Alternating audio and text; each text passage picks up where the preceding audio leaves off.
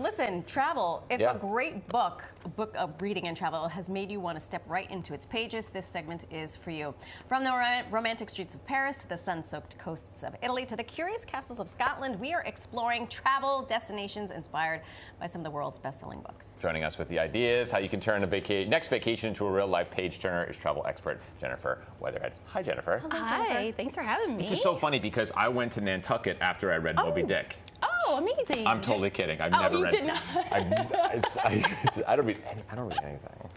Well, maybe you'll want to read these like steamy page turners after I talk about the destination. Maybe because in the past people have watched a show or a movie, and they're like, oh, well, I want to go to that place because of the movie I saw. But now we're seeing the trend is you want to go to the setting of the last book. Yeah, and I think it's because you also have your own vision of what it's going to be. It's not already set for you because you saw it in a movie. I mean, a lot of these have been adapted into Netflix, but you have your own idea. Okay, all right. Where are we going first? Prince Edward Island, shall we? Yeah. Inspired by the book? By the book. This Summer Will Be Different by Carly Fortune. So she's a huge author right now. She's a Canadian and she bases all of her books within Canada. And she did this in PEI. I grew up near this place. It is one of the most magical places in Canada. So beautiful. So it's a steamy romance, reconnecting love. There's some oyster shucking that happens in the book. So of course we're going to have some oysters. You shuck an oyster. Oysters and champagne. Like putty in your hands. Yeah. In Canada. So this is the home of the world famous Malpeque oysters, so you can definitely take part in that. Great. Then there are tons of lighthouses where you can go and do day trips, little beaches for beachside picnics. Great. Lots of little points throughout the entire book. Now the place to stay is actually the Inn at Bay Fortune. It's not mentioned in the book, but it happens to be the author's favorite location on the island. So you can stay there, big foodie destination. The owner of the hotel is also a chef. So they have lots of food festivals, but perfect little romantic trip. Okay. I love Canada.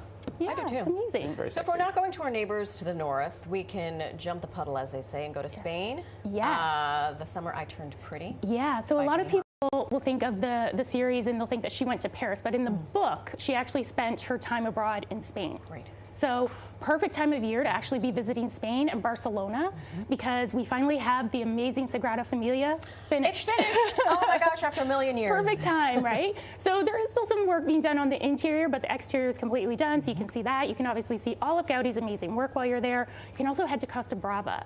So this is not that far away. Beautiful beachside town. I envision Belly, you know, spending lots of days or weekends here, kind of sipping on some sangria. Sure. Spending some beach time, some visiting the cava gardens. And potato chips. I'm lost. Yeah. I'm lost in the footage. It's stunning, right? Yeah. Take me there. If we didn't have to deal with the plane ride and the airports and all that other stuff, I'd go to all these places. It's still worth it. Yeah, it's worth it. Let's go to Croatia. Croatia.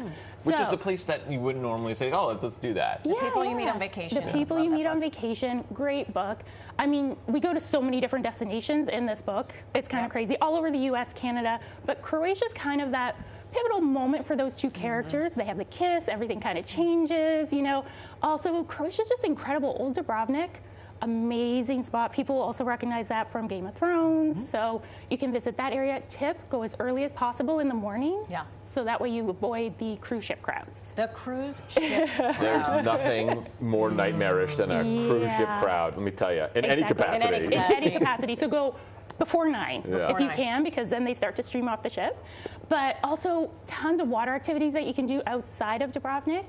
And you can stay at a beautiful romantic hotel called the Excelsior, right on the beach. It's really incredible, super luxurious. Splurge a little. Do yourself a favor. Splurge. Go to Croatia. Yeah, why not? It's a lovely place. Middle England? Yeah. What's happening? Hi, Jane Austen, Pride and Prejudice. You're well read. I'm like, I don't know what I'm doesn't talking read. about right now. It's like Dr. Seuss. Where do we go to Horton Hears a Who? Okay, so Middle England, Derbyshire, amazing spot. Jane Austen fans will know this very, very well. It's probably one of the most picturesque parts of the country. But we do also have Pride and Prejudice. A brand new Netflix series is coming out this summer. I believe it's in July some point. So we'll see a new Mr. Darcy, but lots of places that you can kind of go from the 2005 film. Chatsworth House is really popular. It was filmed there, so you can go there as well. You can also go to Lime Park, National Lime Park. This is where, if you were familiar with the Colin Firth version, this is where he emerges out of the water. So That's one way to put it, right? Yeah. So you can, I don't know, bring your own Mr. Darcy. You can't actually go in the water, unfortunately, but you can Shucks. pretend. You can't emerge. Yeah. You can emerge. You cannot. It's a good season right now. It's a good season right now for England. It is. I mean, it's going to be busy at this point, but the weather is probably your best That's what I'm option saying, right now. If you waited until September, October, also beautiful Not weather terrible. and not England. as busy, but bring layers because you never tweed. know what that English weather, is it going to rain? Is it going to be sunny? You rent a Jag.